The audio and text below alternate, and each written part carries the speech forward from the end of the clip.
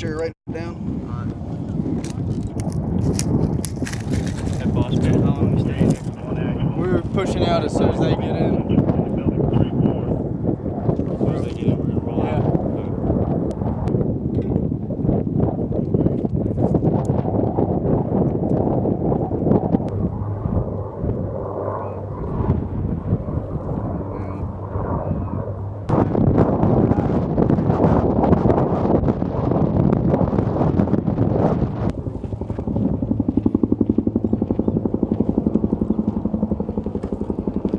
To the left of that, and it looks like just a white sheet and hanging out.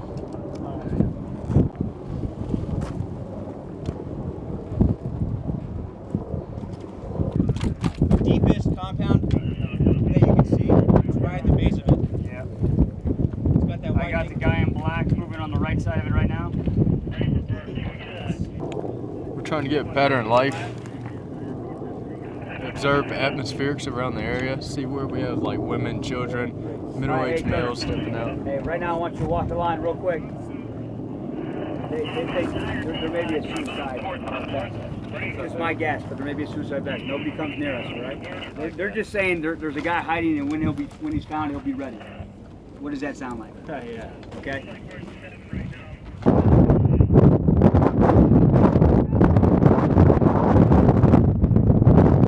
1,200 meters, and we got a turkey peeker in that compound. That is TRP 5.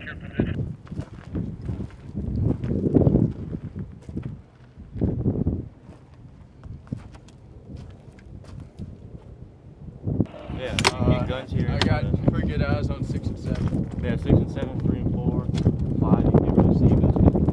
You can see it. Put a machine gun opening. Hey, nerd. I'm gonna sweep it out. I'm You gonna hold- sweep out you those hold spots security. and I'll take the I'm gonna run back, grab All right. everybody.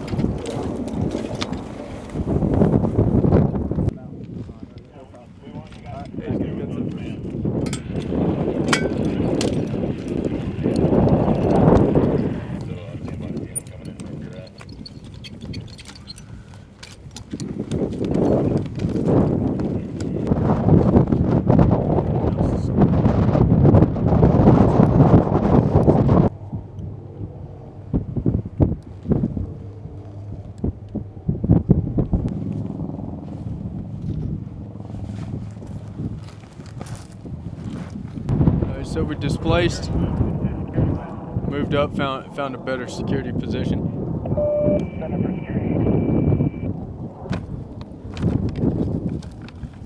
All right, so we're just looking, still with our new position, checking out atmospherics in the area. We've got a lot of women and children out here to the east.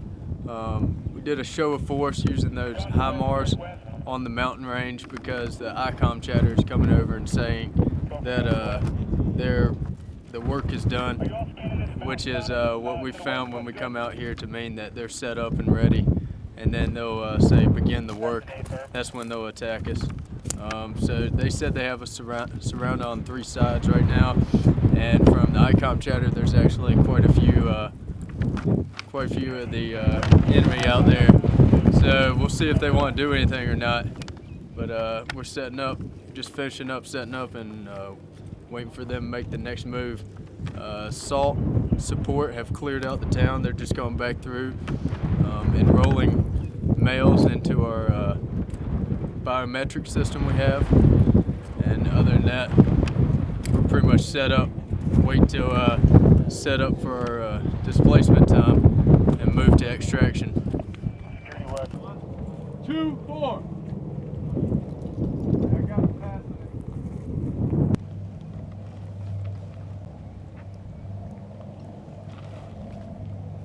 Right now I'm waiting on Security West to move up. Headquarters is moving, Security West should follow in place. What route do you want to take? That's what I'm going to call Burke about. see what he wants, what he's seen, what the best route will be to get to 3. Come out between 6 and 8. They definitely didn't take the road all the way around the outside because they compound was fixed. Nah, I don't think they did.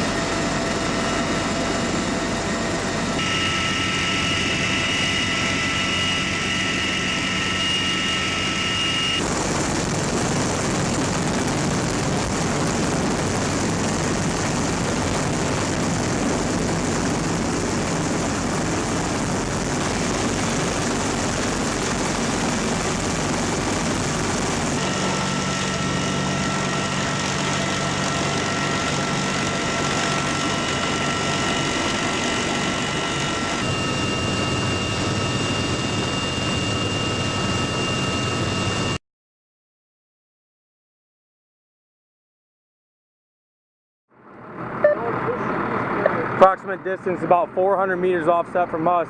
That second compound is the one that the snipers were saying they were shooting from. We went on as basically a security patrol to where we were looking for a possible enemy blocking position. If another patrol was supposed to take contact from the north, we were looking to set up an enemy egress route, blocking position to the southeast side of them. Looking at the Wadi as a possible travel route that they'd be going through as an egress to hit a certain line that goes into another area of operations. Basically, when we got out there, though, we looked for a good position to set up in, and as we were moving to find a position that we wanted to set up in, we ended up getting hit by an improvised explosive device. Following hitting the improvised explosive device, we ended up dismounting to do normal sweeps for possible secondaries. The vehicles were moved forward a little bit of where the actual IED was. Didn't really do any damage to the truck or anything to the personnel inside. But as we were dismounted, we started taking small arms fire and sniper fire from our east and southeast sides from one of the compounds to us, a couple hundred meters off.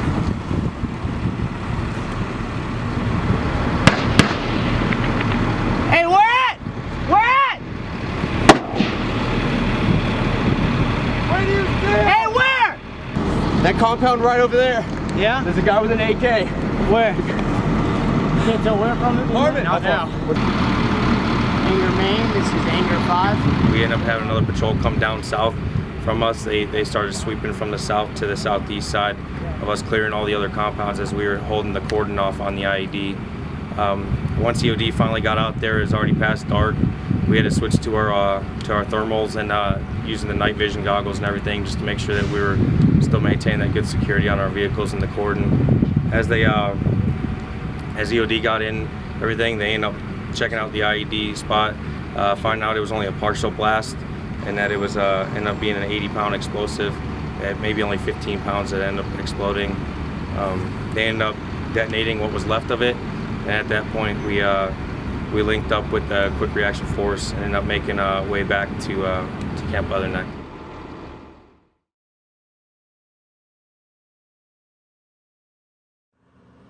Marines with Charlie Company, 1st Battalion, 9th Marines, start their day with the patrol through their new area of operations. Today we had a local security patrol in the vicinity of PB Boldak to go out, do human terrain mapping with local populace, put a face to the Marines that are here, and go around, provided some aid to some local populace with injuries, and just got a feel for the AO. It's the beginning of the deployment, and the Marines are finding that there's many changes in Afghanistan for those who have deployed before. As an infantry Marine, as of right now in Afghanistan, this isn't what a lot of Marines signing up 5-8 years ago thought they were joining to do. Things have changed a lot since Iraq and early Afghanistan. It's the whole operations in Afghanistan have changed a lot, from a lot of firefights to now more of a police helping the people, really tightening down, having to really work a lot harder. The change in the environment and the change since the beginning of the war to the end of the war, now that we're pulling out, I really do believe it has had a big impact on Marines and themselves and how they're going to follow themselves in the future, how they're going to train Marines now. I believe they're more well-rounded. They're not just stuck within firefights and the thoughts of going out to close with and destroy the enemy. Now it's more so they're so much more well-rounded with TSE, tactical site exploitation, having to go in and search, put 1+1, figuring out, is this the person who we're looking for, since the enemy's trying to evade us rather than actually stand against us. For the future of Charlie Company in our area of operation, I believe we'll do a lot of good things. We'll set the standard. We'll break anything that in the past any other battalion or say any other company in the area, whatever they've done, Charlie Company will come out there and we'll have the right face to gain trust with that local populace, show them that we're there for the right reasons, and we'll set the right environment for them.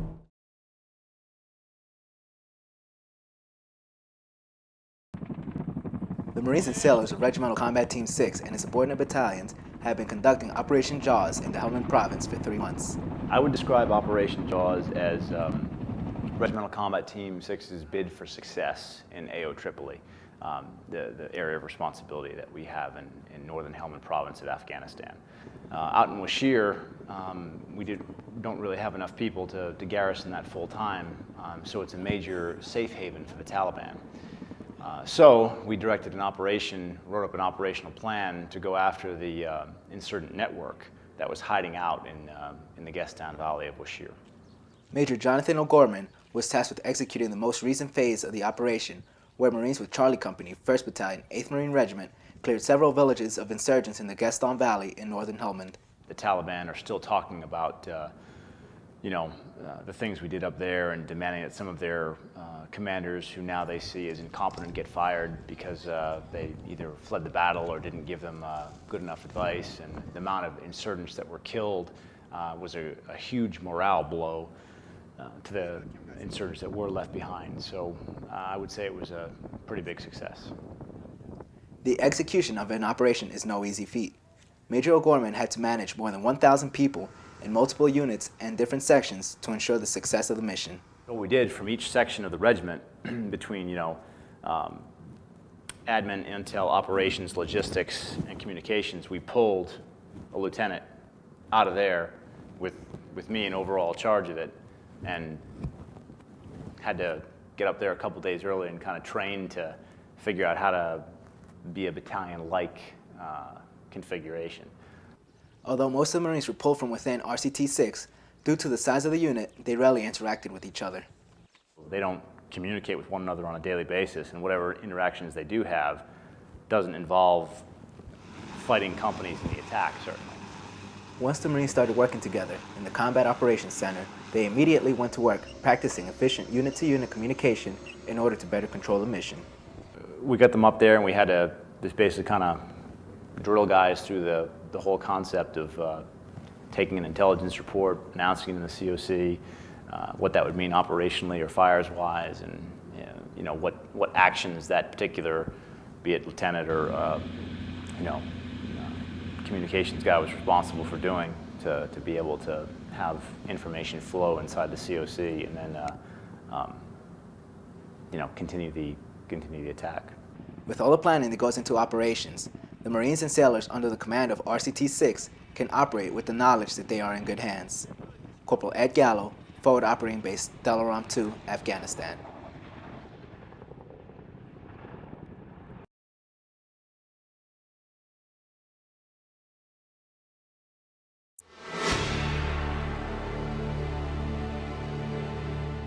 The Marines and sailors of Regimental Combat Team 6 and its subordinate battalions have been conducting Operation Jaws in the Helmand Province for 3 months. I would describe Operation Jaws as Regimental Combat Team 6's bid for success in AO Tripoli, the area of responsibility that we have in northern Helmand Province of Afghanistan.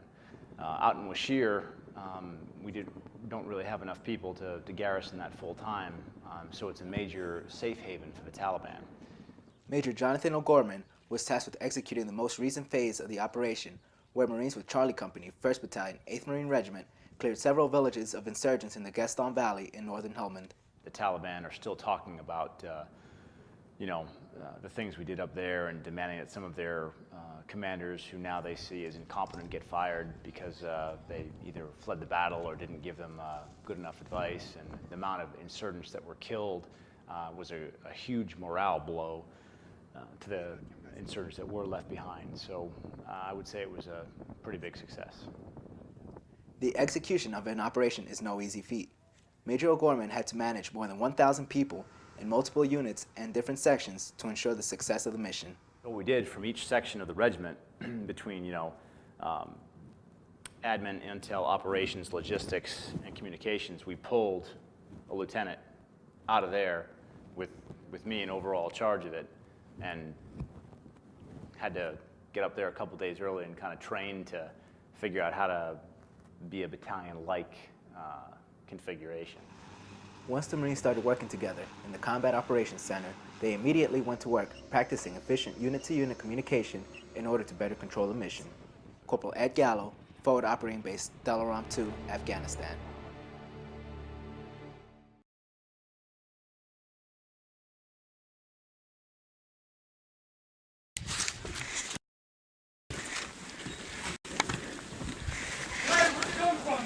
Sound right over here. No, it's us shooting and someone shooting at us. I couldn't tell. That was.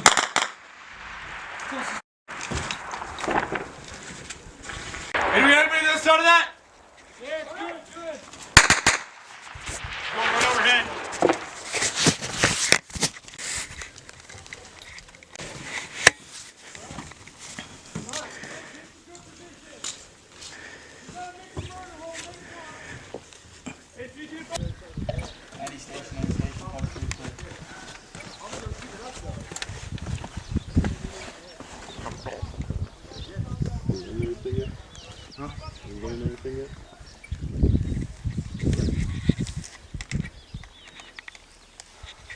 Any station, push 3-3. I'll be right back. Roger, break, Roger, 5-6, play 6, did target individual, stop that thing, contact.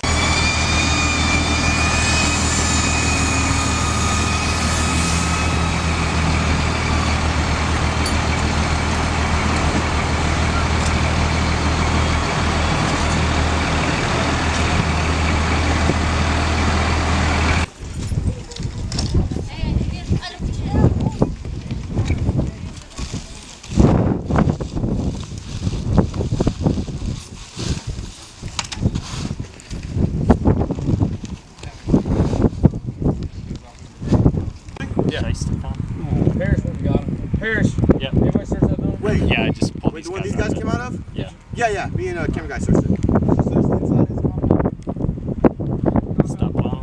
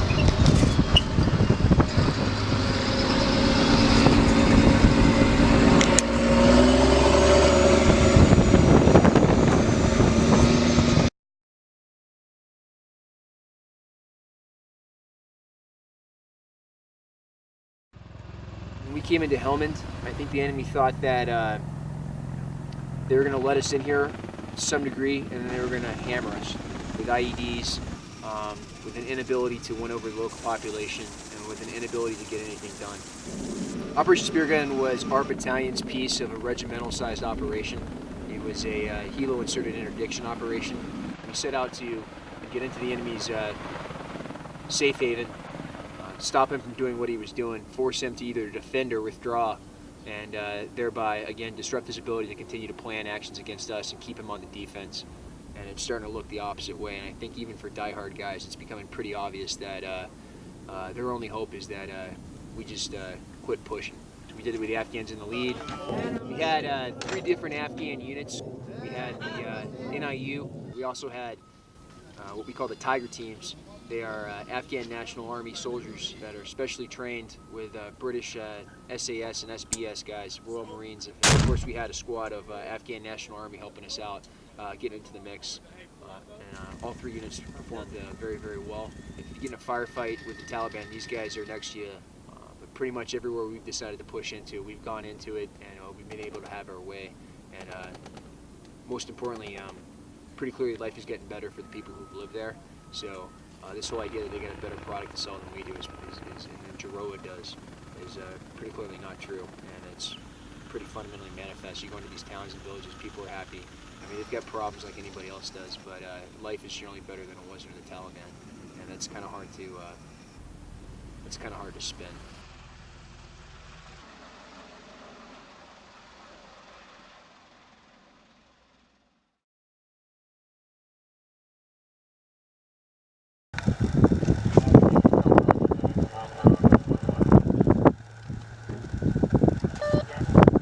Roger, I copy you. We're tracking on those civilians there, right?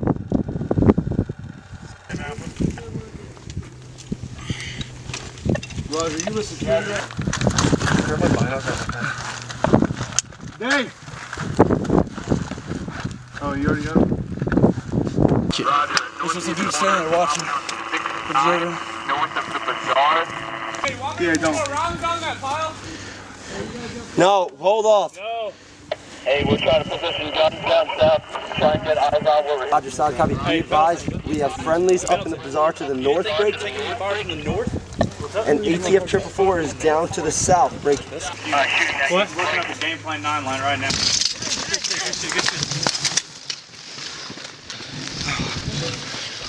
I guess some.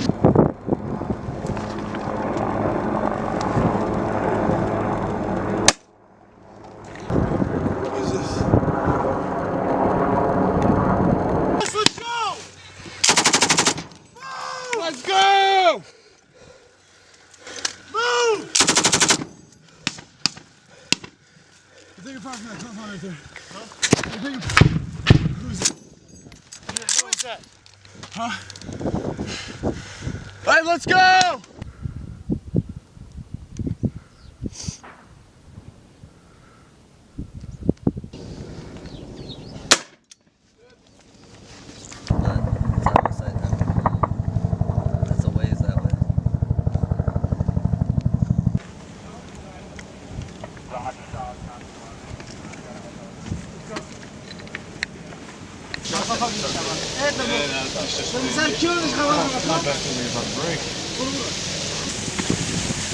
Oh.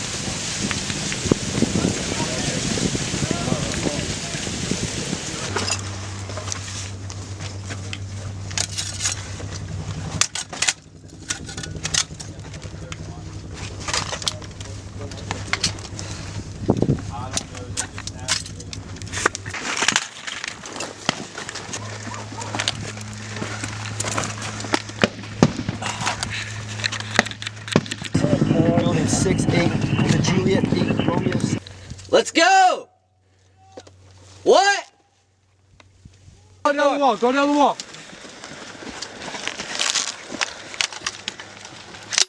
Let's go. Keep moving, keep moving. Here we go. Let's go. Go, go, keep going down the wall, come on. Push it. Hey, this way, this way.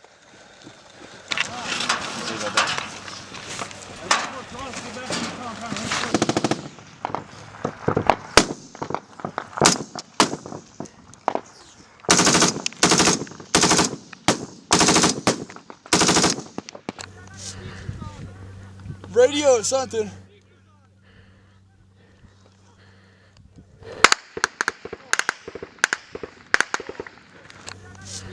Get the fuck out, man.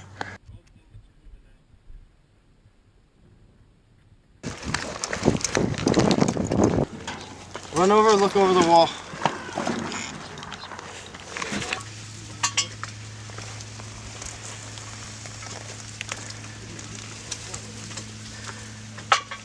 About 200, 250 meters max.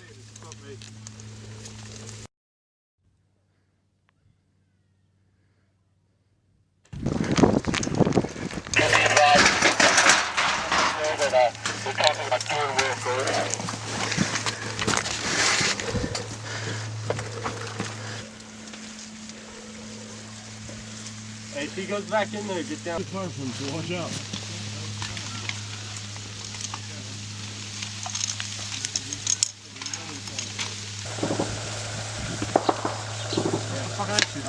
That didn't make a small crack on there. Roger, shot, copy. Hey, watch your muzzle. Hey, Don. Yeah, the guys. Let's go. Watch out. We ready to go? Done. Watch out. Shoot it. Whoa, watch his head. Watch that dude's fucking head. I got it.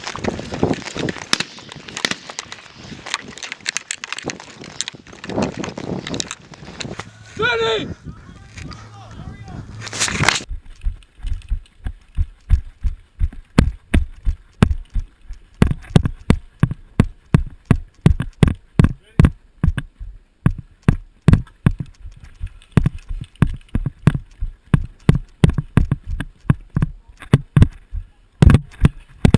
Got a guy in the field to the left.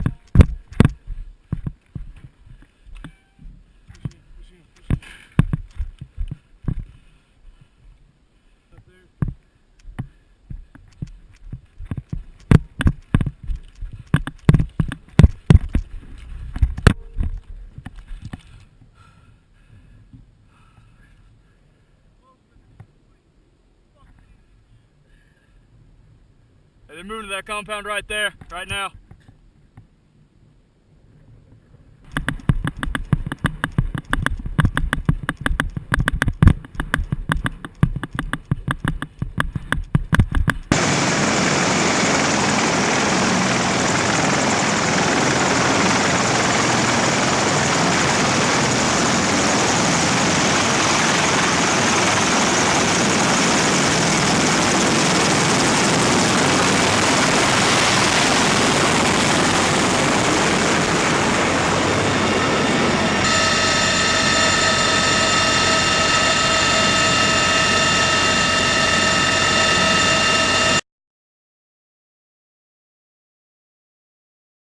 So obviously the mission that day was to disrupt the enemy within that area. It's obviously outside of our AO. So we did a partnered helo-borne raid. So once we hit the deck, obviously it was still dark. We started to make movement to the north. The Afghan partners in the lead kind of pushed up, started talking to some people. It started to get a little bit light out. We established our security perimeter with machine guns, snipers, as well as mortars. And then we pushed our assault element from compound to compound. The atmospherics in the area at that time, there's a lot of motorbikes driving around along the peripheries, as there usually is prior to an attack. So a lot of movement. Air was reporting what was going on around us. Some families, women, children started to kind of flee the area. Once we started to cross this big open muddy field, about halfway through, that's when, again, they opened up on us with machine gun fire from a couple different compounds. So at that point, the security element started to suppress to allow them to run to cover. During initial contact, I was in the middle of that field with the assault element, so I got pinned down for a second, and then we made the call. Once we had some good suppression from machine guns as well as snipers, they had positive identification on several enemy fighters around us. So once they started to engage those targets, to alleviate a little bit of pressure off of us, and we were able to kind of bound back to a compound for some cover. I mean, we got the vibe right off the bat that we were going to get hit, so everyone's head was on a swivel. And then when it happened, of course, you don't know where it's going to come from, and at that point it came from about 3 or 4 different locations, pretty accurate rounds. That's when that one Marine got struck in his Kevlar when we were in that field, so they pinpointed us pretty good.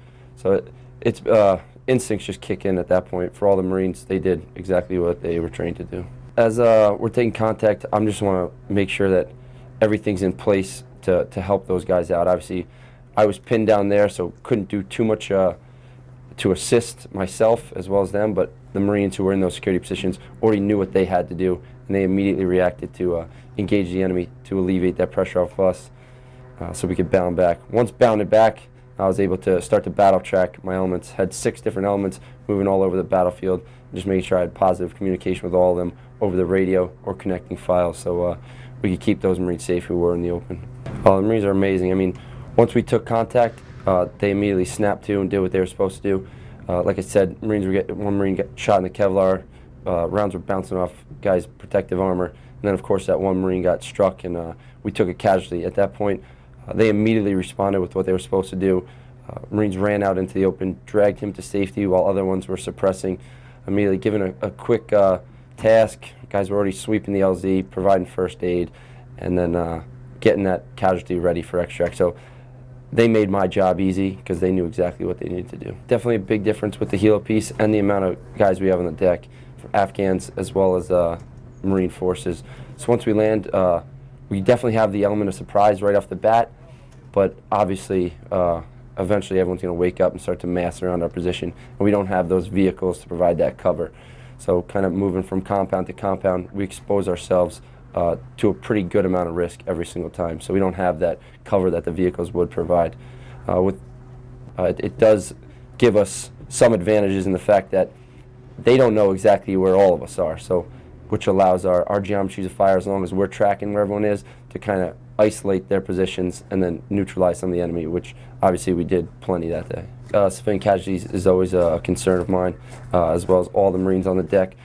With those Afghans, we've been partnered with them a couple times. We fought alongside them, so we know how each other work, and they are in the lead. So they'll be pushing into those compounds first every single time, talk to the locals, and the locals are pretty scared once the rounds start flying, so they hunker down. They understand we're there for security, but between linguists and the Afghans themselves, it's no problem dealing with the locals and communicating our intent to them. The Marines were definitely feeling it, but again, kind of the preparations that go into it is the physical side as well. So they were well prepared. Take a break inside compounds, take that tactical pause, set the conditions, if you will, and move only when we have fires. The Marines made it a little bit easy for me, just their initiative, being able to act on their own accord, knowing the end state. I had to report up to higher, as well as push down my commands to my subordinates. So the 2 radio piece and just battle tracking on the map, so I know exactly where everyone is, so then we can have fires which ultimately support us. Overall, there was probably like a 3-hour chunk of time that we were under some pretty heavy fire, and then about 20 minutes, 30 minutes of that was real heavy fire. So we were taking medium machine gun fire, small arms fire, RPGs, grenade launchers, and again, those are some real accurate rounds. At the time, we seemed to be pinned down inside of a compound. During this season especially, it's a little bit muddier out as it gets colder going into the rainy season. So that also adds some difficulty to the Marines as we cross these fields, getting slowed down and bogged down in the mud. The Marines did their job 100%. The second we took contact, they immediately kicked in and reacted. Just to stress how good the Marines did that day, and their actions saved that Marine's life. So we pushed into the first compound that was available for us to push into. Once we were there, we found out where the compound was that we needed to be, so we kept pushing more north. Went into the compound, talked to a couple of individuals. They gave us some good information. Then we started pushing across about 450 meters in open terrain. Once we crossed across there, we were about 200 meters in and started catching a good sporadic fire. It's a pretty big rush. It's pretty good to have. It calms you down at the same time. If you're used to it, it'll calm you down. It'll make everything go a little bit more smoother, because most people can operate better when they're under pressure. Our objective was mainly to go and try to get information, clear the compounds, get information from individuals, see if they could help us out through any intel throughout the village of insurgents.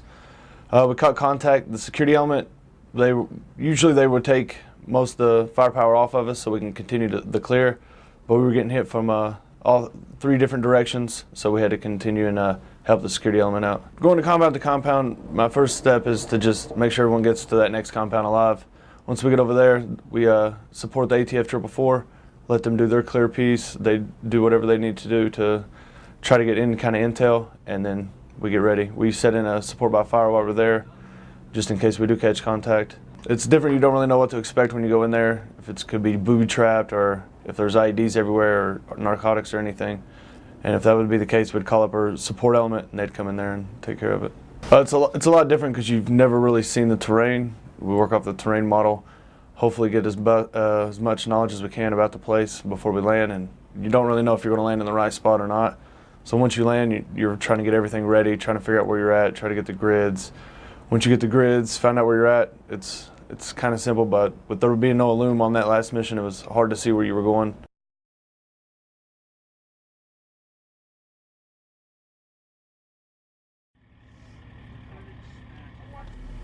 So we started our operation on the 29th of December. It was supposed to be a 4-day PB operation out to the east of Camp Leatherneck in an area that we previously identified as highly influenced by Taliban fighters. So the 29th, we conducted our vehicle movement out in that general area. Knowing that we're being here at the late part of the war and understanding the intent of both the President of Afghanistan as well as the ISAF commanders and all commanders above, the understanding of we have to respect the Afghan way of life. And so part of that is having them us assimilating into their life. With that, our mission is to disrupt the enemy in the insurgents' way of life. And so that means that we got to go there, we got to make friends with the local populace. And so what we've done is we adapted by conducting a patrol-based operation, us going out there, which I don't think the insurgents have seen in a while, but we decided part of the planning was to live amongst them and have the insurgents disrupted by simply saying, hey, this is a different look. We ended up starting to establish our patrol base, setting up some barricades, concertina wire out on the roads, just to limit vehicle traffic along the roads while we were going to be staying there over the 4 days. And when we started to actually construct some of our defensive barricades, we started to receive some enemy machine gun and sniper fire about 1,000 meters off to the east. So we were out there the following day, the 30th, receiving the same harassing fire we received on the 29th all day. We ended up linking up with 1st Platoon Alpha Section with Sergeant Early and Lieutenant Grissom, and we pushed a pretty large dismounted patrol off to the east just to kind of limit the enemy's firing capabilities onto the patrol base from the east.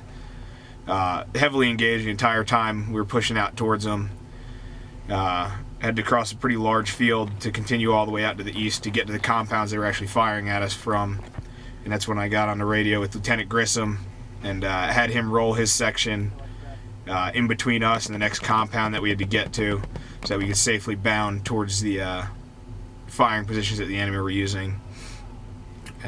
Once we got up to those compounds the enemies were using as firing positions, they just continued to bound all the way down to the south, trying to keep a 800-meter gap between their firing positions and our trucks. And we basically just pushed them out of the area so that they didn't engage the PB for the rest of the 30th. All right, we set up a patrol base. It was right off Route 1, pushed about 4 clicks in south.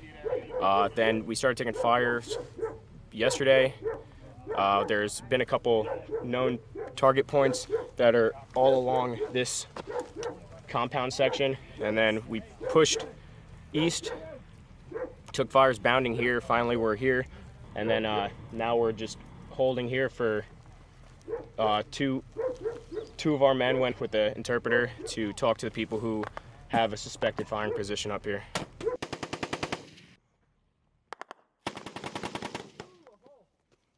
As snipers and all the dismounts at the compound of interest were trying to mount back up into their vehicles so they could retrograde back to Camp Leatherneck, they ended up starting to receive high volumes of machine gun fire from approximately 1,000 meters off to the west, at which point most of my trucks were able to establish PID and return fire with their crew-served weapons to throwing smoke screens on the deck so that we could safely get people back in the vehicles. And once both sections were accounted for, we conducted our movement back up to Camp Leatherneck and returned to friendly lines.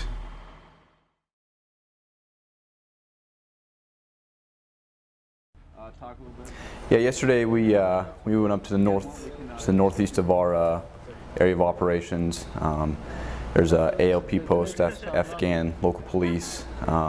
We go up there and conduct joint patrols with them. It gives locals confidence in their local police force, that they are actually able to defend and protect them against insurgents. So we went up there.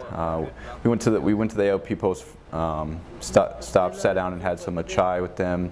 Kind of discussed our plan, and then from there we went to a particular village and patrolled through that village. We stopped and talked to the village elder for a little while. Stopped and talked to some of the other individuals in that village as well. Just kind of asking them about the security level in that village, any security concerns, or any other types of concerns that they might have. For the local police, it kind of builds their rapport with the locals as well. When we came down from the police station, they were in the lead. They walked with us the whole patrol. They helped us interact with some of the locals in that village, and it's good for the local police to get out. It shows that they're doing their job, and that they have a vested interest in the security of the area as well.